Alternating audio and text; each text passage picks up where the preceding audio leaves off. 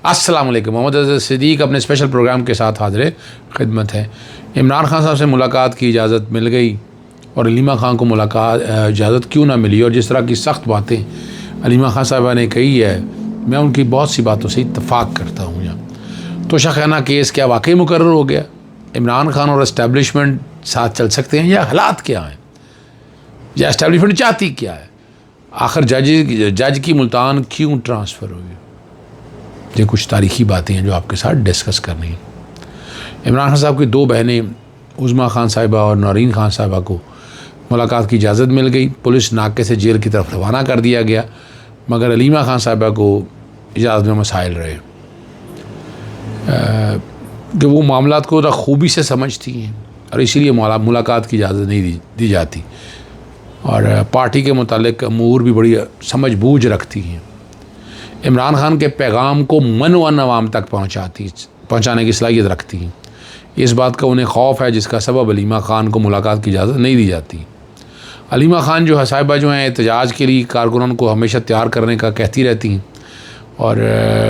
और वो आज जो गुफ्तगू की उन्होंने इस्लामाबाद हाई कोर्ट के बाहर, और क़यादत सारी वाज़े तौर पर थी कि हमारे भाई जी की रिहाई के बदले जो चीज़ चाहिए हम इस बारे में बात करने को तैयार हैं और मुज़ाकरात की टेबल पर बैठे। इससे ये बात वाज़े हो जाती है कि बैकडोर इमरान खान साहब से मुज़ाकरात का कोई मामला नहीं चल रहा। और मैं तो पहले दिन से ये बात करता आया हूँ कि अगर इस्टेब्लिशमेंट और यानी कसूर है सियासी जमातों का, हर दौर के अंदर सियासी जमातें इन मामलात को अपने तरीके से लेते आई हैं। तरीका उनका वारदात यही है, एस्टैब्लिशमेंट एक दौर में एक सियासी जमात के साथ, एक दौर में एक सियासी जमात के साथ, लेकिन ये वाला दौर ऐसा आया है कि इसमें एस्टैब्लिशमेंट तमाम सियासी जमातों के साथ है, माँ सिवाय पाकिस्तान तहरीक इंसाफ के साथ। वो चीज़ें बहुत एक्सपोज हो गई, वरना ढकी छुपी बातें चलती रहती थी। वो चीज़ें एक्सपोज होने की वजह से अब चीज़ें खुल के सामने आ चुकी हुई हैं। तो ये जो एस्टैब्लिशमेंट जैसे मामलों को लेकर चलती थी, अब ज़रा बड़ा मुश्किल हुआ पड़ा है, और हालात कोई इतने अच्छे नहीं हैं। मईशत मुल्क की नहीं बेहतर होगी, ये मैं बता दूं आपको, नोटेड डाउन। मैं अगस्त के अंदर तहरीक देख रहा हूँ, लोग बजट से तंग आए होंगे, बहुत बुरा हाल होगा, सड़कों पे धमाधम मस्त कलंदर होगी, पाकिस्तान तहरीक इंसाफ भी सड़कों पर होगी। लेकिन ये मामला कब तक आप दबाई रखेंगे? बजट मुश्किल बजट है, और शहबाज शरीफ से वो लोग जिस बारे इमरान खान साहब जिसके बारे में अर्दली का लफ्ज़ इस्तेमाल करते हैं, वो जितना काम लेना था ले लिया अब उससे, अब और क्या लेना है इससे?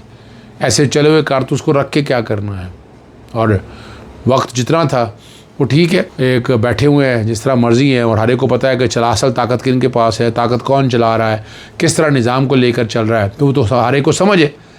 तो ये समझने वाली बात है। इसीलिए अलीमा खान साहिबा ने बड़ा खुल के, मैंने मंसूर अली खान के प्रोग्राम में ये बात बड़ी वाज़े तौर पर कही।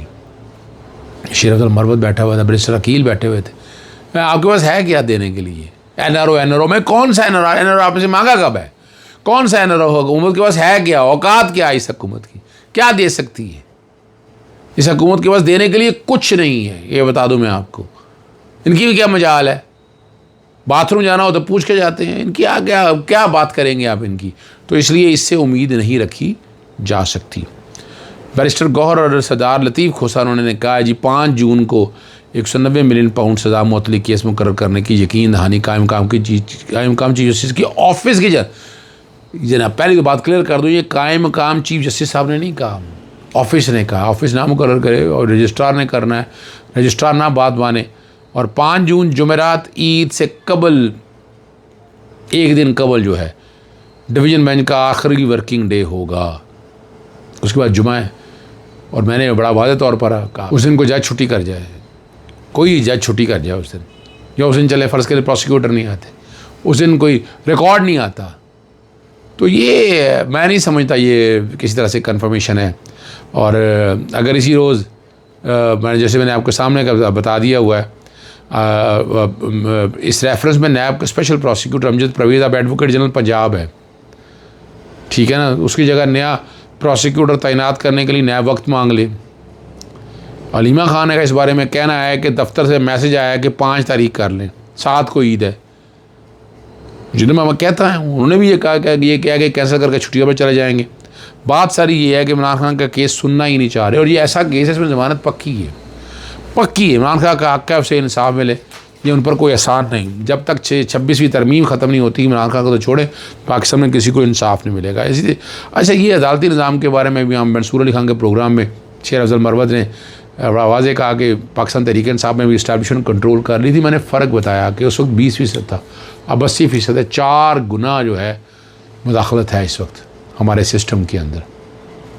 ठीक है, उस दौर में भी था, लेकिन कितनी थी? और सारा निज़ाम जिस तरह लेकर चल रहा है, मेरे और आपके बस में नहीं है। यहाँ तो बताएं, मेरे और आपके बस में। यहाँ ब्यूरोक्रेसी अपना राज करती है, अदलिया अपना राज करती है, और एस्टैब्लिशमेंट अपना राज करती है। मरता तो सियासतदान है, लेकिन सियासतदान मरने के लिए तैयार बैठा हुआ है। उसमें मैं और आप क्या कर सकते हैं? मैं और आप कुछ नहीं कर सकते। अब इमरान खान के खिलाफ एस्टैब्लिशमेंट बहुत नफ़रत है। अब ये वैसे तो मुनीर फ़ारूक ने ये बात कही है कि टॉप लीडरशिप इमरान खान को नफ़रत की निगाह से देखती है, और बहुत जल्द मुल्क और फ़ौज के ख़िलाफ़ प्रोपेगेंडा करने वालों के गिर्द बहुत बड़ा क्रैकडाउन शुरू होने वाला है। ये फ़ौज और आवाम के नफ़रत के बीज बोने वाला मामला है। और फ़ौज ऑफिशियल सियासत से दूर है। फ़ौज ने कभी इमरान खान का नाम लेकर कोई बात भी नहीं की। और अब ये जो बातें सारी की हैं, मुनीर फ़ारूक को चाहिए ये वजाहत कर दें। बात क्रैकडाउन की, तो क्या क्रैकडाउन की कमी रह गई? अभी तक क्रैकडाउन तो हो रहा है। जेल ने ECL, PCL, दफ़ा 144 का नफाज, नज़रबंदी के ऑर्डर चले, अभी जारी नहीं हो रहे लेकिन होते हैं। गोलियां और बैकफुट पे चले जाना, सामने आप कर नहीं सकते, खुल के बात नहीं कर सकते, आवाज़ें बंद हैं, कान नाक आप हर चीज़ तो बंद है आपकी। क्या बात करेंगे? क्या खुल के बात हो सकती है किसी भी निज़ाम के ऊपर? बिल्कुल नहीं हो सकती। ठीक है जी, कौमी इलेक्शन के बैलेट पेपर पर नोटा, अब क्या बात है तो ज़रा हम आपके सामने रखते हैं। नोटा ना बनाने का जो चैलेंज है ना, लाहौर हाई कोर्ट में चैलेंज आ गया।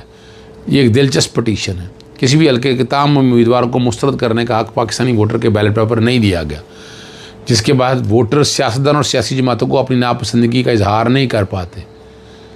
अदालत ने नोटा का खाना ना बनाने पर इलेक्शन कमीशन और फाकी हुकूमत से जवाब तलब कर लिया है। ये बहुत पहले भी बात होती रही है, बहुत कोशिशें भी होती रही हैं, निज़ाम भी आप देखते रहे हैं, और ये सिस्टम कुछ इसी तरह का चल रहा है। अल्लाह करे कि चीज़ें बेहतरी की तरफ जाएं, लेकिन ये निज़ाम कुछ इसी तर्ज का है, इसी तर्ज का चलता आ रहा है। खबर है कि भारत रूस से 157 की ऑफ़र वसूल कर चुका हुआ है।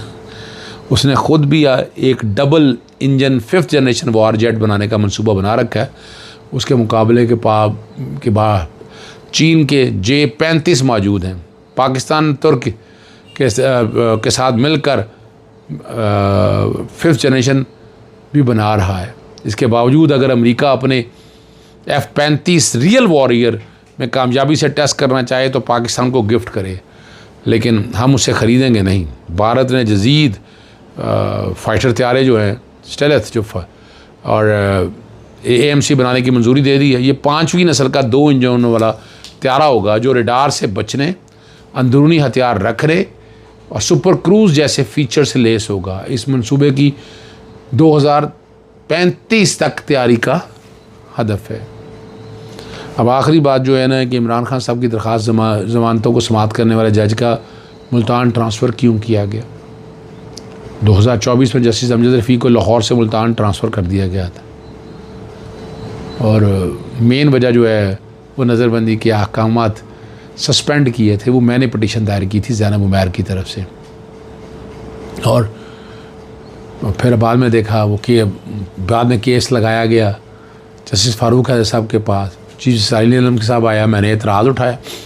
मैंने कहा जिस दिन आपने केस सुना था उस दिन जस्टिस अमजद रफ़ीक तो यहाँ पर मौजूद थे, लार्जर बेंच बना। अभी मैं वो बात था, ठीक है ना जी। और अब 26वीं आईनी तरमीम के बाद तो सत्यानाश हो गया। बेंच फिक्सिंग में बेंच अपनी मर्ज़ी का बनाना, एक जज निकालना, दूसरा लगाना, लार्जर बेंच बनाना, जो मर्ज़ी मैं जिस तरह मर्ज़ी मैं करूं। मैं बड़ा चीफ जस्टिस की बात हो रही है। और इमरान खान के ज़मानतों केस होने वाले जस्टिस शहबाज रिजवी को मुल्तान ट्रांसफ़र कर दिया गया, और कह रहे हैं कि उनकी दरख्वास्त पर मुल्तान बेंच 16 जून तक भिजवाया गया है। और उनकी वालदा का चंद रोज़ पर कबल इंतकाल हुआ था और वालदा के इंतकाल के बाद ये उनकी पहली भी ईद होगी। लोगों की जानब से ताज़ियत का सिलसिला जारी है। इसी बुनियाद पर उन्हें दरख्वास्त की कि उन्हें कुछ दिनों के लिए मुल्तान भेजा जाए। अल्लाह ताला मरहुमा के बख्शिश फरमाए, मगर इस्टेब्लिशमेंट ने इसको लटकाने के लिए माकूल बहाना, बहरहाल क्या कह सकते हैं इस बारे में। मैं और बात करता हूँ, केस अगर लगाना था यानी डिवीज़न बेंच का तो 2 दिन की डेट पड़ सकती थी। अगर छुट्टियों पर भी जाना था तो ईद से पहले सुना जा सकता था। यानी मैं इसको देखिए, मैं प्रैक्टिकल होकर बात करता हूँ, मैं इधर उधर की बातें नहीं करना चाहता, प्रैक्टिकल होकर बातें करनी है कि क्या हालात है और वो सच बोलना चाहिए। किस तरह एक दिन केस लगता है, एक जज नहीं होता, किस दिन प्रोसिक्यूटर छुट्टी कर जाता है, क्या कुछ होता है, लिस्ट कैंसिल हो जाती है। ये एक नॉर्मल मामूल की बातें हैं सारी, जो मैं रिकॉर्ड पे रखता रहता हूँ। इजाज़त चाहता हूँ। अस्सलाम वालेकुम, अल्लाह हाफ़िज़, पाकिस्तान जिंदाबाद।